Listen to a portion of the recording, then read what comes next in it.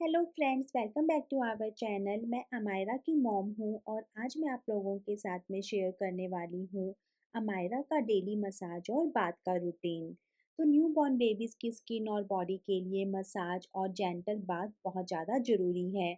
हम अमायरा को regular massage और बाथ देते हैं जब से उसके गर्भनाभि का घाव ठीक हुआ है। उसके बाद से तो स्टार्टिंग के 10 डेज स्पंज बाथ हुआ था, उसके बाद से डेली मसाज और बाथ होता है। तो अमायरा को जो मैं जनरली मसाज करती हूँ वो मैं ऑलिव ऑयल से और बादाम रोगन से करती हूँ। ऑलिव ऑयल मैं उसकी जनरली पूरी बॉडी पे लगाती हूँ और जो बादाम रोगन है वो मैं सिर्फ उसके सर पे लगाती हूँ। तो ऐसा कहा जाता है कि अगर आप बादाम रोगन के तेल से बच्चे के सर की मालिश करते हो तो बच्चों के बाल बहुत अच्छे आते हैं। इसीलिए मैं अमायरा की डेली बादाम रोगन के तेल से अच्छे से चम्पी कर देती हूँ। स्टार्टिंग के 40 डेज़ हम लोगों ने अमायरा की सरसों के तेल से मसाज किया था, क्योंकि मैंने पर्टिकुलर एक दीदी बुलाई थी जापे वाली और उन्होंने बोला कि स्टार्टिंग के अंदर सरसों के तेल से ही मसाज होगी। लेकिन अब जो हमने मसाज स्टार्ट किया है वो हमने ऑलिव ऑयल से किया है और यहाँ पे मैंने आटे की लोई भी बनाई है।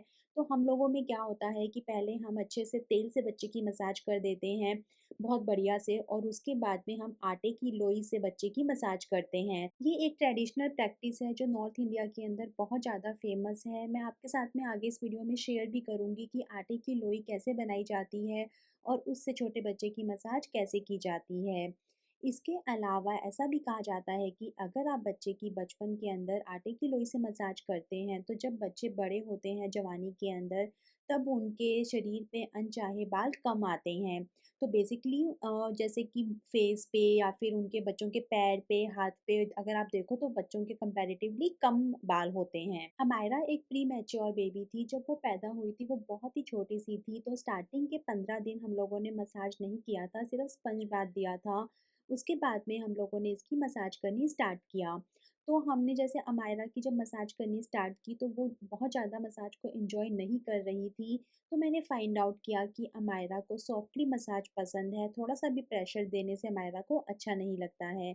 लेकिन हाँ, अभी भी ऐसा है कि अमायरा मसाज के बीच में थोड़ा रोना स्टार्ट कर देती है, फिर मैं उसको बीच में ऐसे चुप कराती हूँ। और अमायरा भी बहुत छोटी है, काइंड ऑफ 40 डेज़ की जस्ट हुई है अमायरा, तो फिर उसको बीच में भूख भी लग जाती है, तो मुझे कई बार उसको बीच में ही ब्रेस्ट फीडिंग भी करानी पड़ती है। उसके बाद में फिर मैं उसको सीधा नहला देती हूँ या थोड़ी देर के लिए वो सो भी जाती है। तो अभी ऐसा है कि अमायरा को मसाज और बाथ देने में ही 2-3 घंटे कई बार लग जाते हैं, और ठीक भी है क्योंकि इतने छोटे बच्चों की तो यही सबसे ज़्यादा हैवी एक्टिविटी होती है कि उनकी प्रॉपर मसाज हो रही है, उनकी बात हो रही है, उनको टमी टाइम मिल रहा है।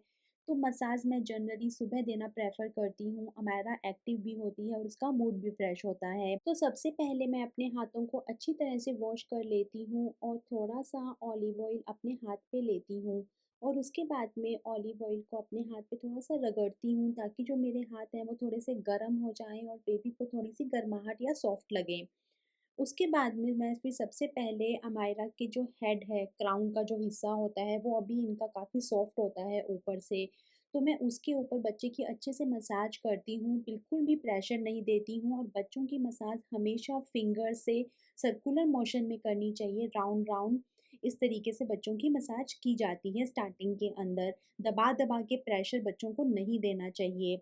और हमारा गोल ये होना चाहिए कि बच्चों के जितने भी ऐसे पार्ट्स हैं, जैसे बच्चों की नेक है जो हमेशा ऐसे आपस में जुड़ी रहती है, बच्चों के कान के पीछे का हिस्सा है, इनकी जो बगलों का हिस्सा है वो आपस में जुड़ा रहता है, उन सब पे हम अच्छे से तेल लगाएँ ताकि फिर वो सब चीज़ें लाल ना पड़ें। अगर आप बच्चों के इन सब एरिया को अवॉइड कर दोगे तो आप देखोगे कि आपके बच्चों का वो सब एरिया लाल हो रहा है, लालिमा सी आ रही है उसके अंदर, जहाँ पे बच्चों के बेसिकली सलवटें पड़ती हैं।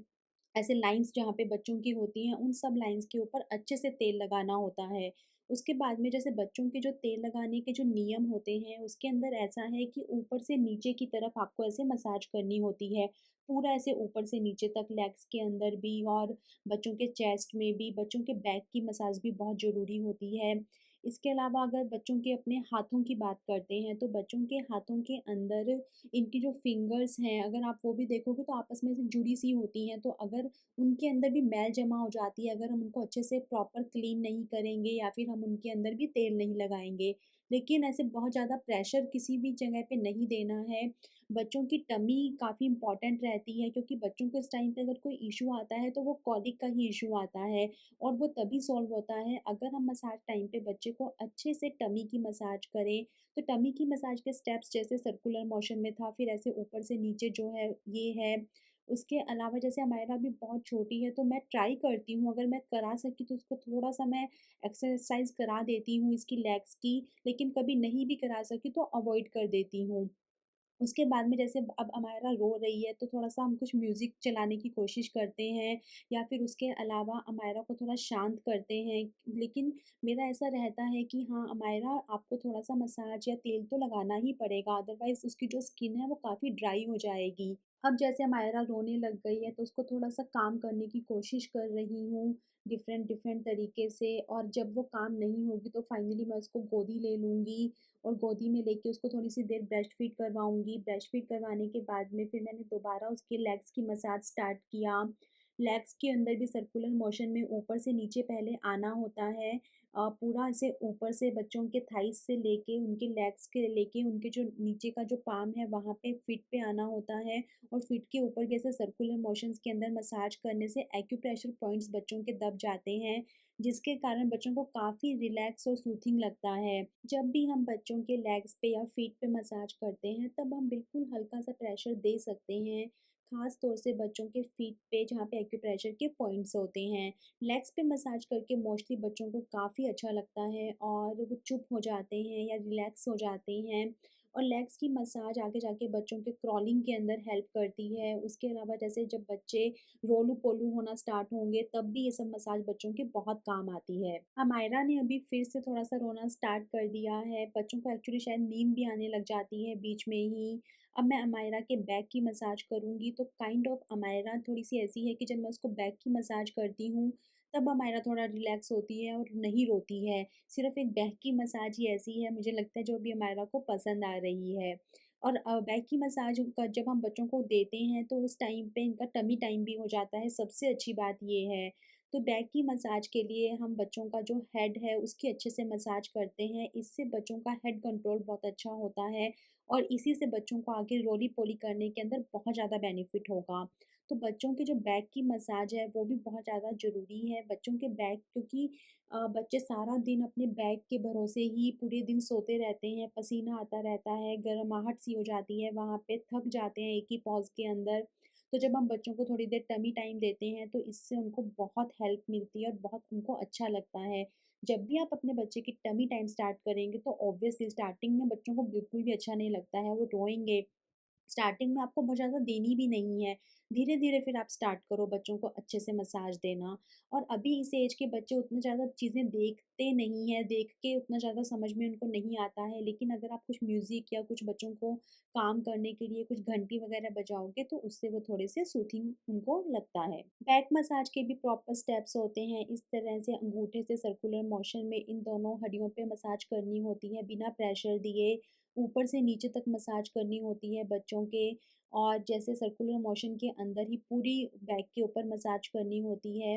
इससे बच्चों को बहुत अच्छा लगता है, और ये आगे जाके बच्चों की ग्रोथ डेवलपमेंट में बहुत हेल्पफुल होती है ये मसाज। मसाज से बेबी रिलैक्स फील करते हैं और उनकी नींद गहरी और लंबी होती है। मोस्टली हर बच्चा मसाज और बात के बाद में सो जाता है, चाहे वो कितनी भी देर सोए। न्यूबॉर्न बेबी होगा तो और ज़्यादा देर सोएगा, जैसे अमायरा भी बहुत देर सो जाती है आफ्टर मसाज। लाइट प्रेशर से मसल्स स्ट्रॉन्ग होती हैं और बेबी का वेट भी हेल्दी तरीके से बढ़ता है। टमी मसाज गैस और कॉलिक रिड्यूस करता है, बेबी कम रोते हैं और ज़्यादा कंफर्टेबल रहते हैं, उनको पेट के इश्यूज़ भी कम होते हैं अगर हम बच्चों को टमी टाइम देते हैं और टमी की मसाज करते हैं। जब हम बच्चों की मसाज करते हैं तो मम्मा और बेबी के बीच का इमोशनल कनेक्शन भी स्ट्रॉन्ग होता है, बेबी आपके टच को फ़ील करता है, आपकी आवाज़ को सुनता है, और आपके जब आप उसे टच करते हो तो उसको समझ में आता है कि मेरी मॉम है, वो आपसे कंफर्टेबल होता है। और सबसे ज़्यादा अच्छा बेनिफिट ये है कि ब्लड सर्कुलेशन इम्प्रूव होता है पूरी बॉडी के अंदर, क्योंकि वरना बच्चे एक ही पोजीशन में पड़े रहते हैं। मसाज से पूरे शरीर में ब्लड फ्लो अच्छा हो जाता है, जो कि बच्चों के ग्रोथ डेवलपमेंट के लिए बहुत ज़रूरी है। उसके अलावा बच्चों की जो स्किन है वो सॉफ्ट और हेल्दी रहती है। जब हम बच्चों के हेल्दी ऑयल से मसाज करते हैं, उनको प्रॉपर न्यूट्रिएंट्स मिलते हैं जिसके कारण उनकी स्किन ग्लो करती है और हेल्दी रहती है। अदरवाइज़ तो ड्राई हो जाएगी ना स्किन। अब हम हमायरा की आटे की लोई से मसाज करेंगे। तो आटे की लोई से मसाज करने के लिए एक बर्तन के अंदर 2 से 3 चम्मच गेहूँ का आटा ले लेंगे और इसके अंदर 2 स्पून सरसों का तेल डालेंगे।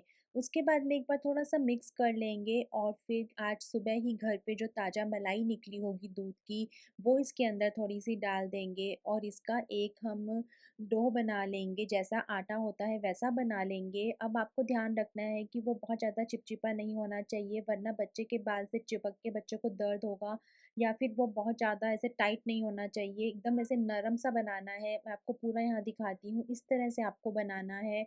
उसके बाद में आप इसको अपने दोनों हाथों के अंदर लेके ऐसे रोल-रोल करना। जब ये ऐसे रोल हो जाएगा उसके बाद में आपको बच्चे पे इस तरह से इसको लगाना है। बच्चे की पीठ पे आप लगा सकते हो, बच्चों के हाथों पे, पैरों पे आप लगा सकते हो, बच्चों के फेस पे आप लगा सकते हो, माथे पे।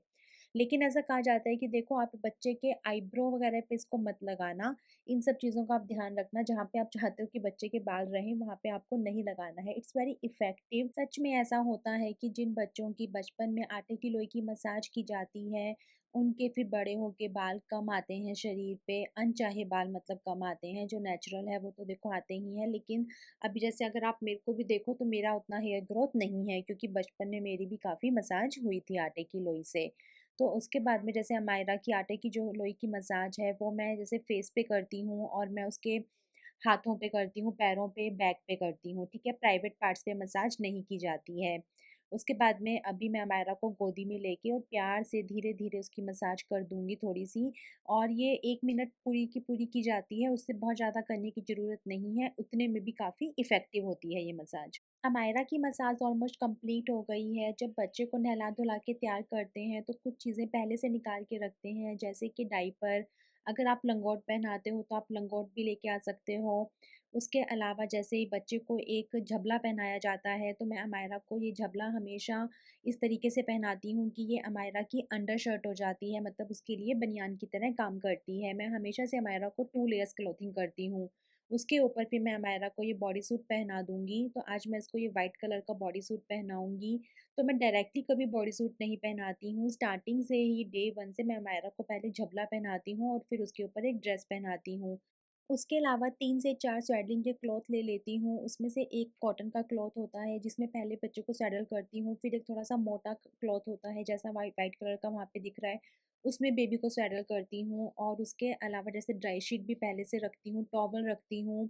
ड्राई शीट मैं इसलिए रखती हूँ क्योंकि जब तक आप बच्चे को कपड़े पहनाते हो तब तक फिर आपको उसको ड्राई शीट के ऊपर रखना होगा, अदरवाइज़ उसने सुसु कर दिया तो इस तरीके से बहुत सारे कपड़े हो जाते हैं। ड्राई शीट पे भी डायरेक्टली नहीं लिटाती हूँ, पहले ड्राई शीट के ऊपर एक कपड़ा बिछाती हूँ, उसके ऊपर ही बेबी को लिटाती हूँ। उसके अलावा कभी-कभी हम अमायरा को बाथटब में नहलाते हैं जब नहलाने वाली दीदी नहीं आती है, अदरवाइज़ जो दीदी है वो पैर पे भी अमायरा को नहला लेती है।